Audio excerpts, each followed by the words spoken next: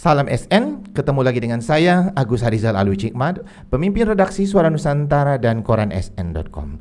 Dan masuk episode ke-150, Rabu 23 November 2022, kita episodenya Ulas Berita.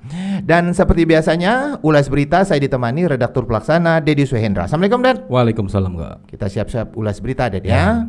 Dan kita di awal episode ini mengucapkan terima kasih kepada penonton Lensa SN ya, yang sudah menaruh apresiasi yang tinggi kepada YouTube Lensa SN, khususnya Ulas Berita. Karena dari episode ke episode Ulas Berita pengunjungnya lumayan banyak, Dan ya. Iya, Bahkan episode terakhir itu di atas 2.000 ya. Di atas 2.000 ya. Teruslah memberikan komentar-komentar positif agar kita juga dapat memberikan tayangan-tayangan yang berkualitas. Dan kita akan ulas berita tentang apa nih, Dad? Silakan. Iya, Kak. Untuk malam ini kita akan ulas berita masih terkait dugaan kasus korupsi penyalahgunaan kewenangan kerjasama pengangkutan batu bara oleh salah satu BUMD Pemprov Sumsel yang penyidikannya dilakukan oleh KPK. Dan malam ini kita akan mengulas lebih khusus, Dad, ya, tentang pemeriksaan pihak swasta yang sudah dilakukan pihak KPK. Dan hari ini infonya ada pihak swasta lagi yang diperiksa oleh KPK. Silakan, Dedi. Iya, Kak. Juru bicara KPK Ali Fikri, Kak, ya, melalui pesan WhatsApp yang kita konfirmasi mengatakan bahwa hari ini ada 2 direktur perusahaan swasta yang diperiksa oleh penyidik KPK di Gedung Merah Putih KPK Jakarta. Dan sebelumnya ada juga pihak swasta yang diperiksa. Iya, Kak, benar, Kak. Sebelum juga ada pihak swasta yang juga diperiksa, Kak. Dan pihak swasta yang diperiksa KPK ini sudah kita terbitkan juga ya. Berita-beritanya di Suara Nusantara, edisi cetak dan koran sn.com. Dan dari catatan kita sudah lumayan banyak, Dad, ya. Pihak swasta yang diperiksa KPK terkait dugaan korupsi ini. Terkait pihak swasta yang diperiksa oleh KPK ini ada komentar khusus dari dosen Fakultas Hukum Universitas Sriwijaya, Bapak Dr. Ruben. Silakan, Dedi, mengulasnya. Oke, Kak. Terkait banyaknya sejumlah pihak swasta, Kak, ya, yang diperiksa sebagai saksi oleh KPK terkait penyidikan dugaan kasus ini, Pak Ruben selaku pengamat hukum di Sumsel mengatakan bahwa hal ini dinamakan teknik penyisiran dalam penyidikan, Kak, ya, kata Pak Ruben, di mana dalam penyidikan ini awalnya memang KPK memeriksa pihak swasta, Kak, ya, di mana dari pemeriksaan pihak swasta ini nantinya KPK akan mendapatkan alat bukti untuk melakukan pengembangan penyidikan kepada pihak pemerintah daerah gitu, Kak. Dan ini statement Pak Ruben hari ini ya. Dan kita akan buat berita ya. Kak. Malam ini sudah terbit ya di koran sn.com, Dad, ya. Nantikan untuk penonton Lensa SN yang penasaran ya.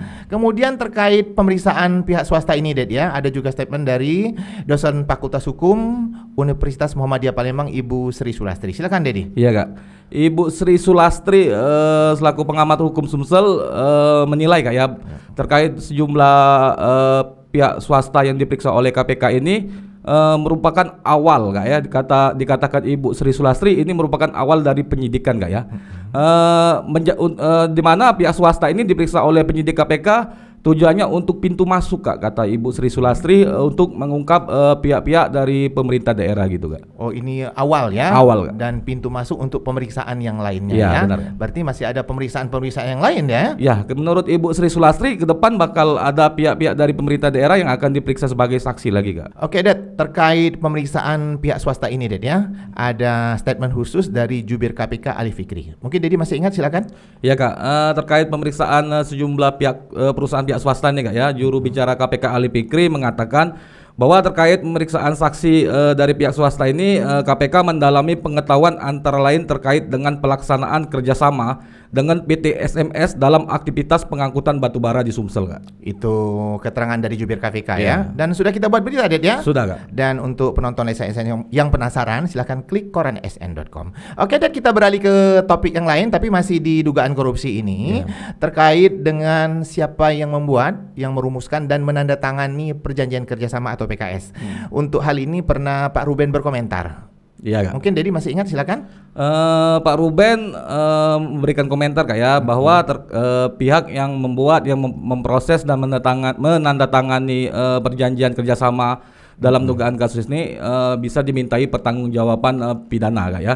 Menurut Pak Ruben sebab dengan adanya pembuatan kerjasama tersebut ya, mengakibatkan terjadinya kerugian negara. Dikatakan Pak Ruben, meskipun pihak-pihak yang membuat memproses, membuat dan menandatangani perjanjian kerjasama ini tidak ikut menikmati dari kerugian negara ya, namun dikatakan Pak Ruben mereka memiliki peran hingga terjadinya dugaan kasus ini Itu keterangan Pak Ruben ya. Untuk penonton Lesa SN yang masih penasaran silakan klik koransn.com.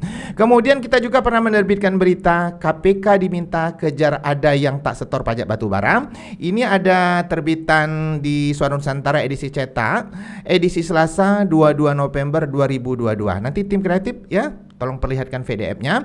Untuk berita ini silakan Dedi ulas, silakan. Ya Kak, kita mengangkat judul itu komentar dari Pak Ruben dengan Ibu Sri Sulastri ya, yang keduanya merupakan pengamat hukum di Sumsel ya. Di mana menurut Pak Ruben terkait dugaan kasus tersebut, dirinya meminta KPK mengejar setoran pajak ya terkait batubara ini, karena dia menilai dugaan korupsi yang terjadi karena adanya pihak yang tidak menyetorkan pajak ya. Apalagi menurut Pak Ruben pajak di batubara ini terdapat banyak ya, di mana diantaranya pajak soal pengangkutan batubara, pajak jual beli batubara, dan pajak tentang hasil yang diproduksi dari batubara itu sendiri Kak. Itu pendapat dari Pak Dr. Ruben ya. Terkait dengan masalah ini juga ya, ada komentar dari Ibu Sri Sulastri. Silakan Dedi. Ibu Sri Sulastri juga hampir sama dengan Pak Ruben ya. Dia menilai bahwa kemungkinan dia menilai bahwa kerugian negara kemungkinan ada di pajak ya. Makanya dia meminta agar KPK mengejar pajak batubara ini. Oke, lanjut lagi kita ulas berita Ded ya.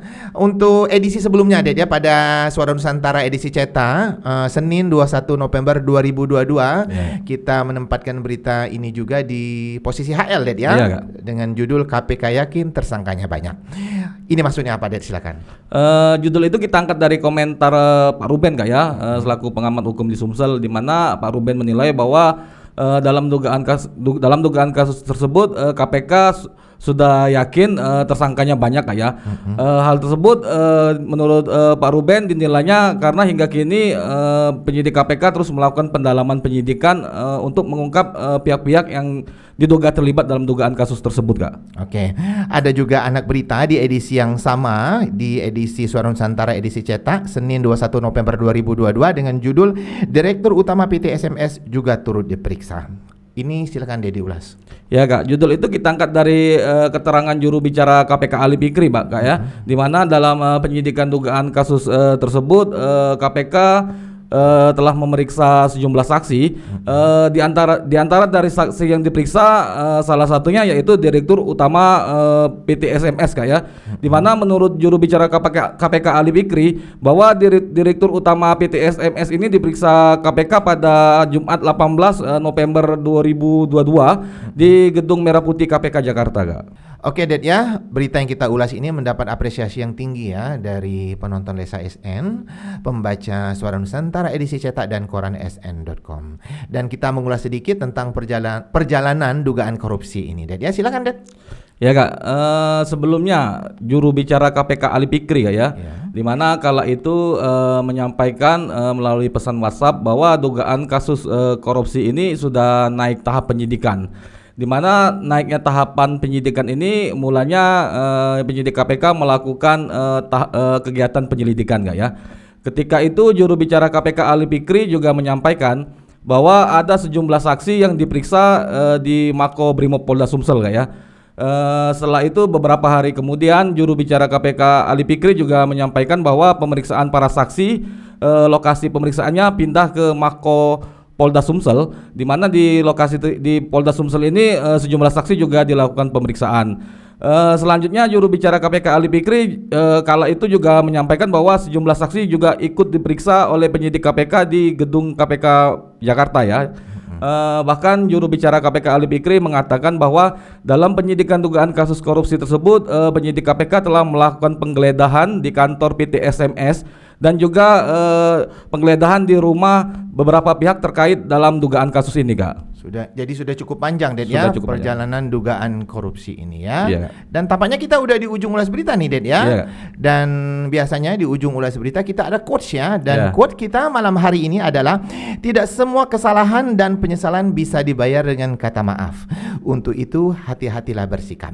Jangan lupa untuk like, comment, share dan subscribe kanal YouTube Lensa SN agar informasi menarik dari kanal YouTube ini tetap tersebar merata di bumi Sumatera Selatan. Demikian dari saya. Wassalamualaikum warahmatullahi wabarakatuh.